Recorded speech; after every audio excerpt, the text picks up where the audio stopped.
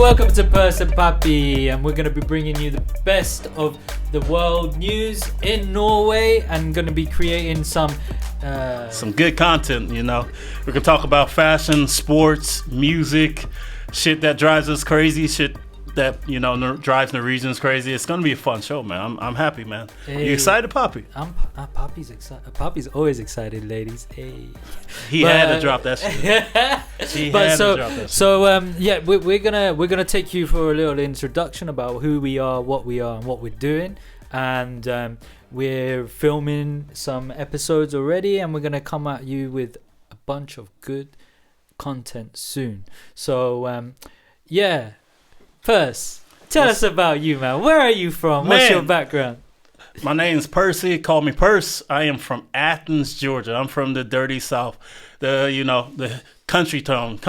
So my story is I've been in Norway 6 years. Like typical any person that comes to Norway. I followed the girl. Girl got me come to Norway, and then I've been freezing my butt off ever since. It's good. Grew up in Athens, like I said, it's a music town. Was blessed enough to play college athletics, played American football. We got a British, so I had to differentiate between football and their football. He's always going on shit about that. No. But traveled the world. I mean, and I'm excited, man. I'm happy to be here, man. I got 3 beautiful kids. I can't complain. And he's happy with Papi. Hey, you told me about a story one time where you was living somewhere in South America. Where was it? Buenos Aires, man. Buenos Aires. It's if you are from 20 you can be 50. Buenos Aires is the spot you need to go. It is never land for adults. So shout out to all my peeps in Buenos Aires. I'll try to get back there to you as soon as we get this COVID thing out of the way. So I think that part of Argentina is the Tomorrowland of South America, right? It is the Tomorrowland. It's the move, man. I can see why Messi always goes back. I can see. Messi is Messi though. Come on, all my soccer fans. You know how much he makes? Too much. You know how much he makes? Go on, tell us. It's something that's absurd. It's like 200 to 400 million crowners a year. A year. That's 20 million pounds. About 20 million pounds a year. A year. And this is just contract. This has nothing to do with endorsements, all that other shit. Jeez. Yeah. Messi living and he's good, still man. Humble. He looks good as well now. I mean. Yeah, he's not as good as us, but hey. We'll see. We'll see. But I'm anyway, so growing up in the States, how was it? Family. Let's go from family to growing up and education, and then to now. I have a unique perspective, same as you.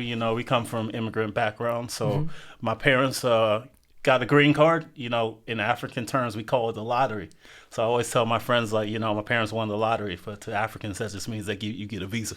And these days, it's called 90-day fiance. Exactly, right? Exactly. So my parents came over to the U.S. in the 70s, and my sister was born in Ghana. We're Ghanaian American, and my brothers were born in the States. So I had that unique experience in the sense of I grew up in the South, but I was in an African household. So my accent, if you hear me talk, it's not that little, southern twang, twang, y'all, what's going on, y'all? I'm gonna string you up. No. But we can talk about that. But that's gonna be a topic, guys. That's gonna be a topic there. But it's different. It's a unique experience. Being a minority, a person of color in the South. It's a whole episode. I think it's a whole damn series, man. That's I can talk about it for years. 3, 4, 5, 6, 7, 8. We're just gonna call it Black Lives Matter. Pretty much. That's it. Pretty much. Black and brown lives matter. So wait, you've got some sports background as well, right? Yeah, man. Grew up playing soccer. We had this argument before. Kes keeps harping that Americans call football soccer, but it turns out soccer is a British term. Soccer is a British term. And whoever doesn't know that, get to know that. Soccer is a British term. And football is actually British as well, right? Yeah. So basically, we can break this down real quick. We'll go into it more in later episodes. Back in the day, to distinguish between the different leagues, university and lower level clubs will call football. But the association of football calls the matches soccer. You know, so once again, Americans have to put the British in their place and get that shit correct. Calm yourself down. There's going to be a lot where this coming from. So go on. So I play football all my life, and I just so happened I watched my brothers play American football as a kid, and I was blessed enough athletically to be able to do both. So which football was you playing? I was playing soccer, and then I switched over to American football. Okay. And I was blessed enough to play at a higher level in a university. Okay. Blue Mountain State. Not as crazy, but Did they have Blue Mountains? We do have Blue Mountains in the south. We have the Appalachian Trail. So that's where we're gonna do one of our podcasts. Nah, man, I'm not going out to hillbilly country. I'm not doing it. Brilliant. You've seen that movie Deliverance, bro? We can go and do like a Borat edition there, in the south, where mankinis and stuff like that. In the south, yeah, they'll love it. And amongst Trump supporters, you think you can do that? I reckon. Okay. I could pull it off. Y'all hear that now? Wait, no, we got Benjamin Beats. Yeah, Benjamin Beats. He's our witness in the back. So in the background, say hey, Benji. Hello. Hey. He's like, damn, you go. What you doing, man? So I was blessed enough to play, American football in college. It was a fun 5 years of my life, and then start traveling after since, and then end up in Norway, man. But Papi, everybody wants to know with the accent. Tell them your story, bro. Right, the accent. It's British. I'm from... all right. I say I'm from London, but I'm actually just outside of London in a place called Bedfordshire. Bedfordshire. And that's where I was raised up. I have a predominantly Indian background, but there's some Caribbean in my father's side. So cool runnings, right? Hey, come to Barbados and we give you a good time. You understand? Hey. Do you get to meet Rihanna? I wish. Hey, that's the one thing y'all don't realize. One of my best friends from Trinidad, and I never understood island hopping until I went to Trinidad and Tobago, and literally. You can walk from island to island. Like the water level is not that even low. It's that low where you just like, fuck it, I'm gonna walk to the next island. That shit was crazy, bro. Crystal blue waters, man. I miss traveling a bit. I've been going on travels a little bit with work, so lockdown's not been as bad as you guys out there. But a lot of people talking about it. But touch wood, soon come. We'll have to take these vaccines and get there's a new passport coming out, right? Is there a new passport? A vaccine passport or something. Yeah. So if you take the vaccine, you go. And that's another story I want to talk about. Oof. Did you hear about Uber? No. Yo, the Uber owner is buying a private jet, like making a private jet company for the rich to go on Corona holidays. Get the fuck out of here. Yeah, for real. But anyway, back to me. Back to you. Yeah. Let's hear it. So I was raised up there when I was early 20s, 19, 20. I went to university, got out of my city, in Bedfordshire. I was like, it was just nothing going on there. So is Bedfordshire like country, or is it like... It's like suburbs of London. Okay. It's like mini London. It's nice, but then you have your areas which are bad. I kind of had best of both worlds. My dad was quite... street knowledge. Yeah. My mum was very academic and very, law side of stuff. Yeah. I had a good job and everything. Still together, 38 years. Damn. Nice. Longer than I did. but jab right there. Jab at me. Raising up, they put me and my brothers and sisters, which I'm very grateful for, through private education. So me and my little brother at the time, I think we were put into this Italian nursery, closed gate Italian Catholic, nursery. And I mean, you hear some stories, but there was no stories from me. Yeah. They treated me like. See, that's where we differ right there. That's where we differ. Okay. They were strict, but they treated me good. I had some good. Hey, to all my Italian people out there, pasta asciutta. Hey, I love it, man. Come on. But to explain to the viewers and the people out there, who is they? Who taught you growing up? I had like nuns from like, I believe they were from like the Vatican. Yeah. And the priest from Sicily and Italy, I think Sicily or Naples, and they were looking after us, and they actually gave me a Holy Communion and enrolled me into all of that. Yeah. Without my parents knowing. So my parents turned up one day and like, they're gonna do the Holy Communion. They're gonna come in for classes every Saturday and Sunday. And like, I was like, oh. And then one of the nuns became my godmother. Wow. And I was like, wow. Dude, that's crazy. That's crazy. My parents were just like, okay. But that was funny. Yeah. Like, so I was doing the Holy Communion. What was the other thing called? It's same as here. It's a Holy Communion. You know, were you an altar boy? I don't think I was an altar boy. I was an altar boy, and then confirmation. Confirmation. That's it. Yeah. That was interesting. You know, going up there, piece of bread, wine. But question: Do you think nuns still, teach? Honestly, I haven't heard. I don't know. Well, maybe they'll say, hey, if you know if any nuns are teaching, because I feel like that's something that's a generational thing. I was like, I tell like some people here and my friends, I was like, I had nuns as teachers growing up. They're like, I don't think it is that big anymore. I don't think so. No. I was like, okay, we'll come back to that. We'll come back to the talk. But so yeah, so growing up, I was through private schools, and I started getting into sports in my later years. So like 13, 14. I got into cross country, running, and then I got into. I started at the end. I was a chubby kid, I used to get like bullied sometimes and stuff like that, and I was kind of different, people didn't see that, the right way. Even my own people, like they were racist towards their own people. It was crazy, but colorism and stuff like that. But I kind of overcome it. Towards the end of my junior years and middle school years, we called it, I started getting into sports and getting into the school football team, rugby team, playing with the biggest like players of the thing that were playing. Actually, some of them were playing for like big rugby teams, reserves for the England, rugby team, national team and stuff like that. So that was like a confidence boost for me. I think one game I got into the basketball team. I started liking basketball, and then going deep into like Michael Jordan and all of that, and the Bulls and everything. And then after that, I went into like a college, and then I found women.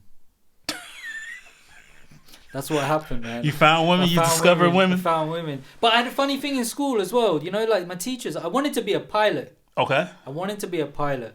And they were saying my maths. No, not my maths. My physics and like the science side of stuff. And wasn't on par? And my English was not on par. And I was like, no, you can't do that. You're not good enough. But like a 16-year-old, 15, 16-year-old, you're telling that. And then I kind of was like, that irks me, man. Yeah. When you just shoot down someone's dream. Exactly. And then I wanted to be I said I want to be an architect. Oh, you haven't got maths. I was like, yo, I'm not letting you stop me this time. Yeah. So I went to college. I did an extra year and I got my maths and English up, and I did an extra course. And then I went to the top 25 universities in the UK. Ooh. Say it again. Top 25 universities in the UK. It was a struggle though, because I went to do architecture, 7-year course. Oh. And, sometimes I got demotivated and I just was like, nah, this is not, I'm setting myself up for debt. And this is another topic we'll say. Do you have to go to university? That's, the one thing I can, harp on is like, I chose my field. I talk with my missus a lot about this. Is my field is a field that is not necessary in a sense. Yeah. For example, I chose consumer journalism. So with my degree, I could be, a reporter. I can do PR for a firm, or I can be, my ideal job was to be, a sports, not how do you say it? The behind the scene. You have press reviews and you have athletes that come up.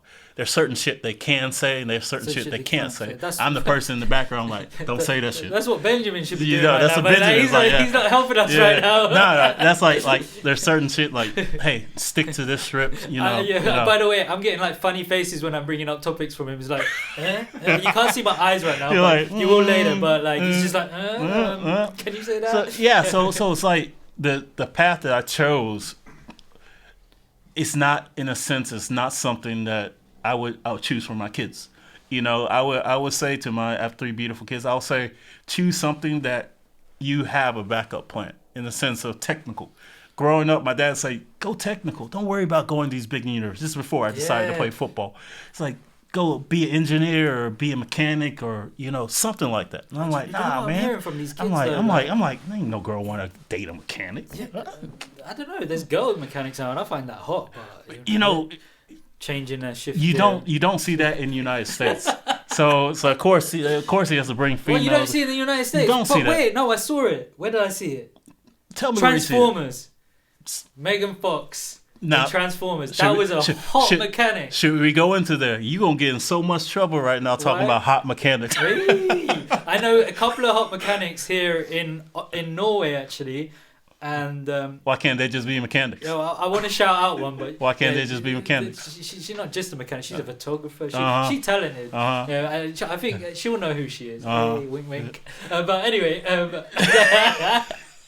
But like what I was saying is like. My advice to kids now, follow what you love. Make sure you can back that up so you can continue to follow what you love. And don't give a fuck about what people think in the sense of your job. Like, they're not paying your bills. I talked to some people like in the early 20s when they come through defined... You telling your age right now. My age, I'm getting old, guys. Not as old as you, though. Nah, but, man. Black don't crack. Hey. You'll never know. Some of it will know. Oh, yeah. But no, let me finish. I'm talking to some of them, and they're so... All right, it's cool to be adamant on your plan A. And do that. And, go and boss it. But they seem to think that it's okay not to have a plan B. Okay. You're pushing to be that you want to go for that, but you need a plan B just in case. Okay. I think we differ on that because what I feel is if you have a plan A and if you're so passionate about your plan A, you will see your plan A through. You know what I'm saying? If you have a plan B, you will have second guesses about your plan A. So when I say have a plan A, when I mean have a backup, it doesn't mean you have a plan B. It means you pick a side hustle to continue your plan A. Yeah, but that's what I mean. I mean, you have a plan A. Yeah. But you need the plan B to make plan A work. Okay. Does that make sense? In a sense, I think what it is like when people say plan A, plan B, they mean it's a whole different ship. No. My thing is like I have plan A. And you guys all know, which the viewers will find out sooner or later. We have plan A, but we have B, C, D, E, F, G, all the way to Z. Yeah. And like they are all knock-on effects. So if one thing is slacking, we're working on that other one to pick up that other one. Exactly. And it's gonna turn in. You'll find out. It's gonna turn into a whole Dirty South series. Like, this is gonna be. Just watch out for Trap 23, Yes, sir. Because talking is our drug. Yes, Trap sir. 23. In case y'all don't know what a trap is any spot that you facilitate, illegal, substances. So, but the way we felt about naming our podcast Trap 23 is we love to talk about current events. We love to talk about urban culture, fashion, music, movies, anything to deal with, bringing the light to this movement, like, you understand? So we feel like, Trap 23 is our, like Cash says, our drug, man. We talk. So. And the 23 will come. It'll come later. It'll come later. There's a few things in the pipeline with that. And we got big smiles on our face for this. It means multiple things. Like, so if you can see Benjamin's face right now, he's like, it's going crazy right now. Oh, shit. Hey. He's got a party going over there. He got that Norwegian smile going, like, I'm not sure. These guys haven't told me about this. Well, yeah, man, this is good, man. Continue, man. Yeah, so I went to university. I did my architecture. It was tough. I failed a couple of years, and then I had to come back and, redo some modules. Or luckily, I guess it was because I had the gift of the gab, but I managed to work a deal where I can go to my next year and I could continue those other modules, and top it up. Then I went from that. So from 20, I wasn't living at home. 1920, I wasn't living at home. Then I did my part 1 in architecture. So there's 3 parts to architecture. I did my part 1 in Portsmouth, and the beauty about doing that, we get to travel. So I spent some time in New York. I spent some time in Croatia. I spent some time in Italy. Good time in Italy, actually. Barcelona. Oh my God, I want to go. I think we need to go to. Oh man, Barcelona on the cards. You gonna budget it, Benji? Hey. Okay. So yeah. And then. So yeah, after uni, I went to do my master's in London in architecture. Yes, I have a master's in architecture, and actually, when I left uni doing my master's, I went in to work with a fairly good company, and then Brexit happened. And because I was on a contract and I was new, I hadn't been there for 6 months, just over 6 months. I was gone like that. Damn. And they got rid of a lot of architects, and Brexit happened.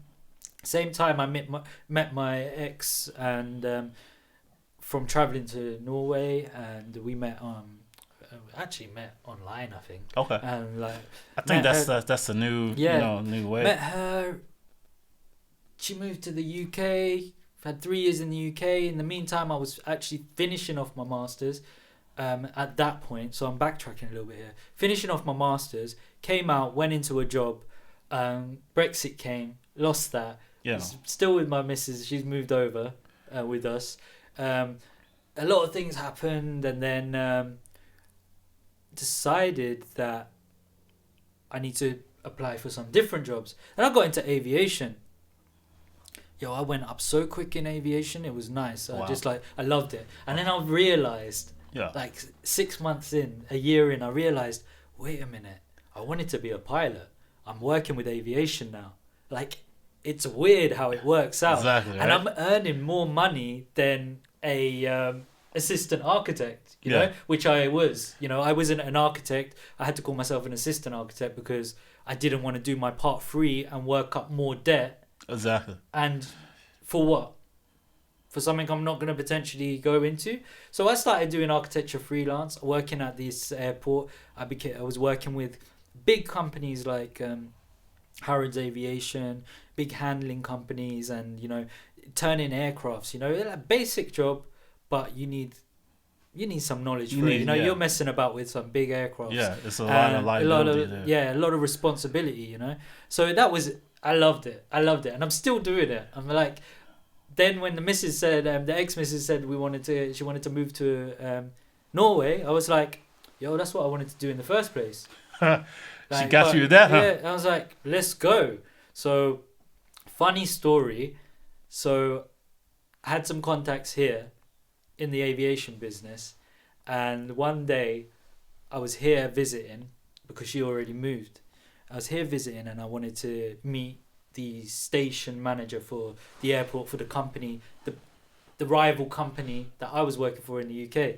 So someone hooked me up, and I literally stood outside while this guy's having a smoke, and had a meeting with him. And he goes to me, so what's your deal? I was like, I've done this. It's literally a 5-minute conversation. He goes, okay, I want you. And I was like, okay. It's like, when do you want me to start? 2 weeks ago. I was like, shit, I can't do that. But I'll get back to the UK, I'll hand my notice in, and what do you need? It's like, send me your training records as soon as you land in the UK. I was like, okay, sent my training records. Within 15 minutes, got a phone call from their HR. Yep, we want you. This isn't even an interview, you're coming. Hey. And I was like, okay then. So literally, that was on the 15th of September. Or 15th of July, and 15th or the 21st of August 2017, I landed on the 10th. I started on like the 15th. Wow. Like, I literally had 5 days to move in, and the road trip was dope as well. I didn't fly all my stuff over. Yeah.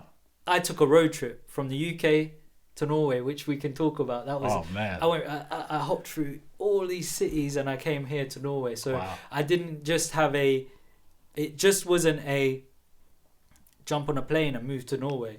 It was a journey. You know? In my case, it's crazy because, you know, me and my missus were, she was pregnant at the time. Yeah. And I was doing the commute from USA, Buenos Aires, Norway. Like that. They had that crazy triangle, a lot of miles flying. Yeah. And at the time, so my firstborn, my wife was pregnant with my firstborn, but I couldn't come because I was waiting on UDI, you know, which is someone that's not, you know, not in the European aspect. So I'm waiting on UDI, and it's like, okay, she's been pregnant for 4 months. All right, cool. UDI is gonna hit me up soon.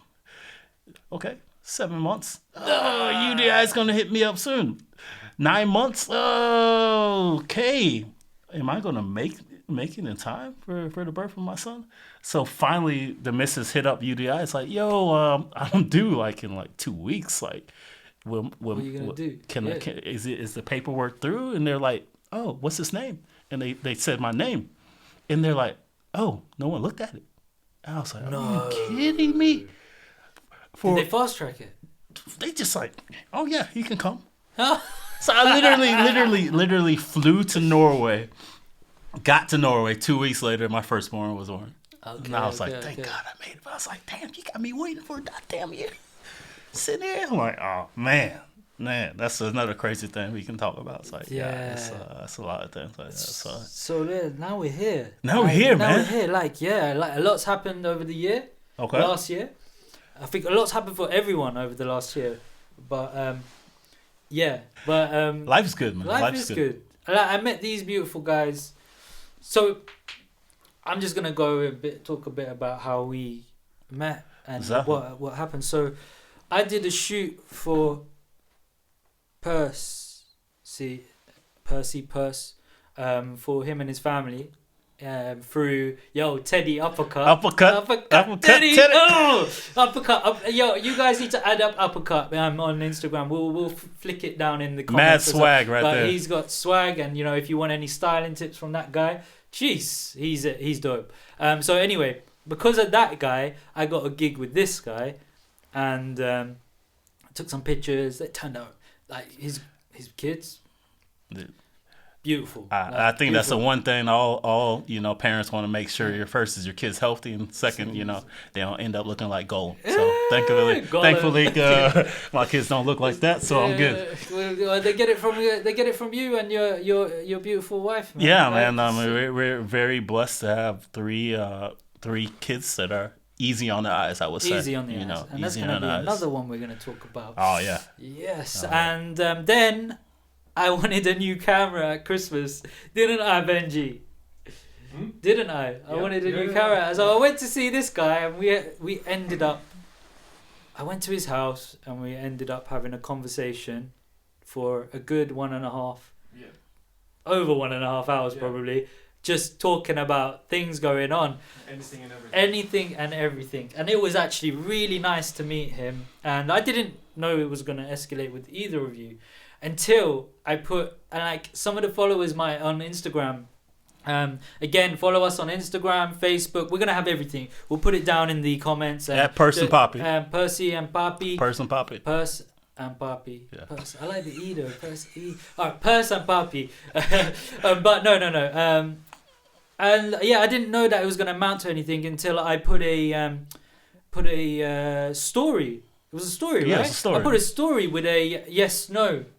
Comment on it. Would you listen to my podcast if I did one? And I think I had 250 people, including these two, which actually hit me up as well, along with a few other people. But I was interested because Perc came to me and he was like, I want in. I'm talking about this stuff and already with my friends, and I want to do it. And I was like, okay. And then Benjamin hit me up and he was like, yep, I want in as well. I want to do it for fun. And Benjamin's background. Well, I'll talk about Benjamin's background if he's happy with us to talk about it sometime. But we'll just say he's a pretty badass. He's pretty badass. Yeah. In production, he's badass. Yeah. And if you're in the music industry and you know Benjamin Beats, you know who he is. You know who he is. So anyway, we're grateful. We had the following Monday, I think. This was on a weekend. Yeah, it was. The following Monday or Wednesday or something, we set up a Zoom call. Me and Benjamin first, I think. Yeah. And then the following Wednesday, we set up a Zoom between the three of us. And boom, there it was. Wow. We formed this unit, basically, and became potentially a team. Maybe business partners. Yeah. Watch out. Some later down the line we'll discuss. And there's discussions going on between the three of us now, and then this escalated, and now we're doing a podcast. And this was, believe it or not, maybe 1 month ago we just started conversation. Exactly. So we're not messing about, people. Nah, we're movers and shakers, man. So once we start, we go all in. And so look, we're gonna leave you on that note and let you know that the next topic we will talk about in the next episode is we're going to talk about the Will Ferrell thing, right? Yeah, we are. Yeah, we're going to talk about the Will Ferrell thing, and then we'll take a bit deeper and speak about we're not going to give it away yet, but we've got a good topic for the racial side of stuff, and it's not even, we don't want you to feel uncomfortable, we want you to engage, ask questions, and we just want to educate. Yeah, we want to educate you guys and give you an insight to our world. Yeah, because I think it's important that we do that, and I haven't seen much of that going on in Norway. No, it comes in spurts. It comes in spurts. So okay, cool. So there's our introduction. I am Papi, and this is Perc. Thank you very much for listening in, and be ready for some good material coming soon. Hey, Trap 23. Trap 23. Because talking is our drug. baby. Ooh.